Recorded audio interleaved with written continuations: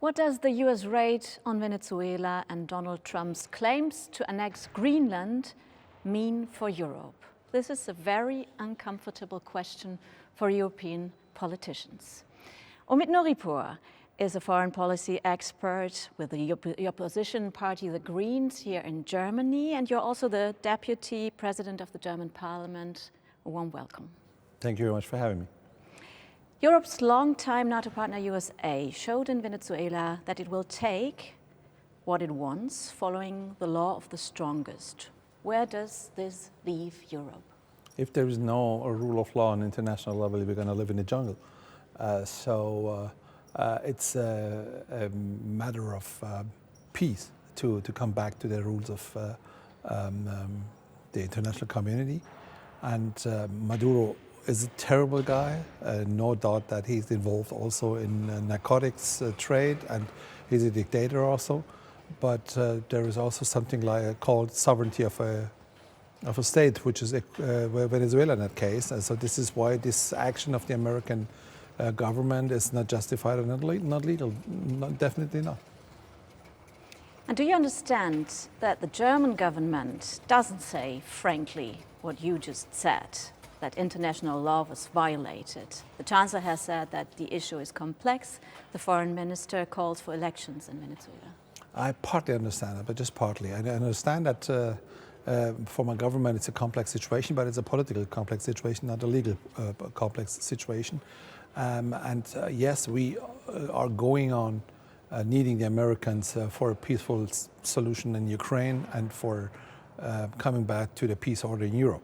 The security in Europe and in NATO states is definitely mainly depending of the American engagement in Europe. This is why I understand that they are some kind of reluctant to condemn what the Americans did. But I'm not seeing, and this is what I have to criticize, I'm not saying that they are learning their lessons. The lesson is the American administration, or at least this American administration, is not giving a damn for European interests. So it's about us to defend ourselves. How? But by understanding power, by understanding that if we're coming to a world which is very close to a jungle, and the rules of the jungle, the strongest are determining the conditions, we have to be strong also. We have to be a power ourselves, and understanding that Germany, France, Spain, Italy, and Estonia alone are not strong enough to be a power. So it's about Europe and nothing else. On Tuesday, 7 European states, among them Germany, declared solidarity with Greenland and Denmark. Shouldn't this have come from the 27 EU member states? But, this is okay that there are 7 at the beginning. It could be more, yes, and maybe it's going to be more states coming together and declaring that they're going to help. But the question is, what kind of help do they mean? We recently had sanctions of the American administration against German activists who are fighting hate online. And also, by the way, against Monsieur Barnier, who is one of the main figures in Europe for a regulation of social media platforms. This needs an action, this needs an answer. The answer the German government gave was, this is not acceptable. But what does it mean it's not acceptable? What's the action? Which action going to follow? Nothing happened after that. And this is why it's important not just to show solidarity with Denmark and with the people of Greenland, but also asking the Danish people, the Danish government, and the people of Greenland what they need, what kind of support they wish.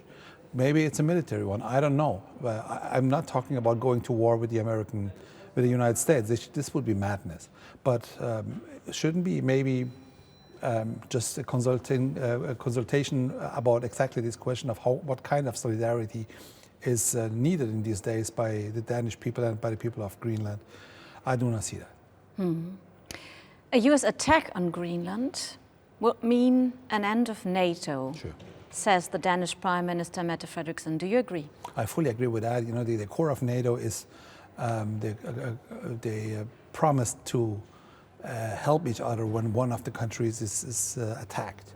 And if one country among those members of NATO is annexing and territory of another member of NATO, the promise is gone. So the NATO will end after such an action happened. And this would mean that the Americans give away an alliance which they built themselves, which had been the strongest military alliance in mankind's history. But what should be done? What should the Europeans do to prevent such a scenario from happening? By talking to the Danish government and the people of Greenland, by investing in that what is needed, what is elaborated by those people, what they need. Look, when it comes to Ukraine, people ask me if we don't want to have peace. Of course we want a peace. And people ask me if it's okay, if the peace goes with this way or that way. The answer is, this is what the core of the conflict is about. This is about the Ukrainian people to decide. So it's about the people of Denmark and then Greenland to decide what kind of help they need in these days, but we should offer. Donald Trump's Deputy Chief of Staff, Stephen Miller, said no one is going to fight militarily against the United States over the future of Greenland. Greenland itself, just to explain, is not in the EU, but all Greenlanders are EU citizens because they are Danish citizens. So would Europe simply hand over more than 50,000 people to the US? If we do not put a price tag on it, if we do not talk about consequences which could happen, yes, we will just give it up. And we would leave the government of Denmark, NATO, EU, and the people of Greenland alone. We shouldn't do that. So this is why I'm asking for concrete measures who maybe and hopefully will never gonna be taken, but which should be elaborated by the European countries, especially by mine. And is it time for Germany to have its own nuclear weapons? You know, the protection of EU is made by the Americans and is of course also a nuclear one. But there are countries in Europe like UK and then France also having these nuclear bombs and nuclear weapons, and then we have treaties with these both countries, bilateral treaties of these countries, which are giving us a guarantee of assurance.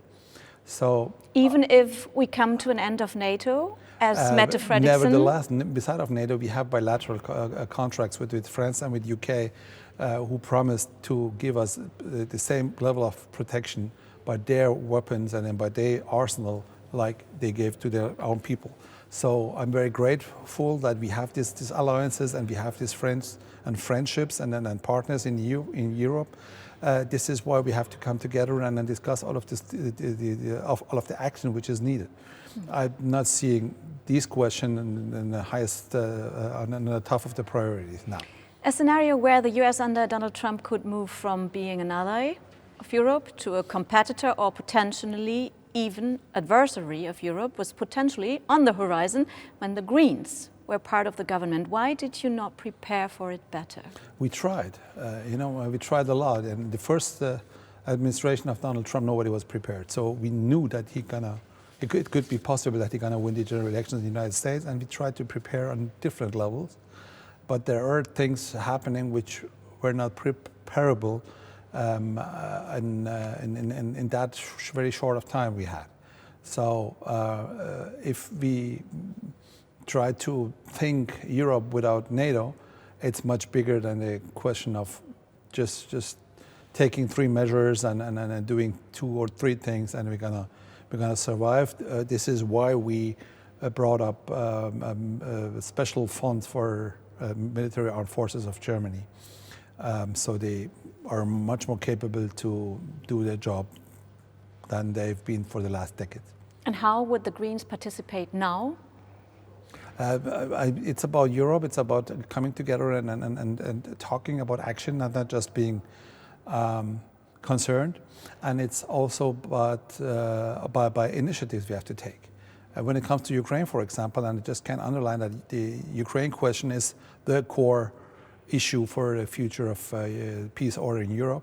What is happening for the last 12 months is waiting for Trump coming out with an idea which is not good for Europe, and then going out and trying to keep him cool and making him feeling comfortable and give him a gift as a, I don't know, as a golf set or whatever, and hoping that it's going to be that bad.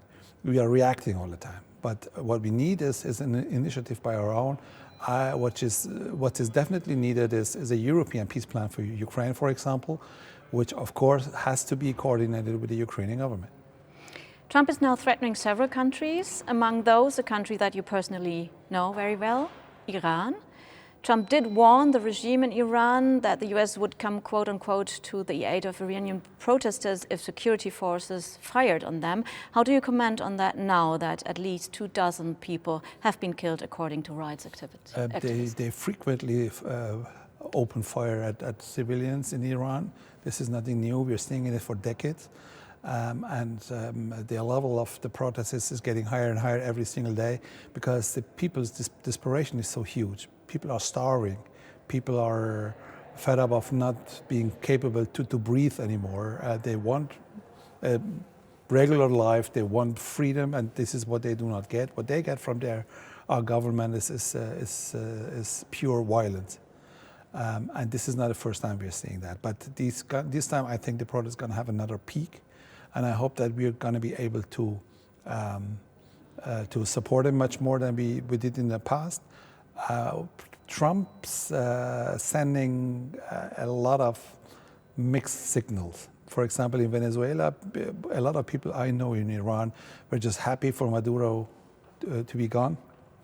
But the day after, they were highly disappointed that it was just about Maduro, not about the system. So they have no idea what they can expect from the Americans. This is some kind of encouraging and discouraging mixed signal they're getting from the American president. And what can the Iranians expect from Germany? What should the German government do? I think we have to put higher pressure on the Iranian government. The backbone of the repression system in Iran are the Revolutionary Guards. They should be listed as a terrorist organization in the EU. We tried that in the past a couple of times. I would love to see my current government also being engaged in that. Omid Nouripour, thank you very much for your time and your position. Thank you very much.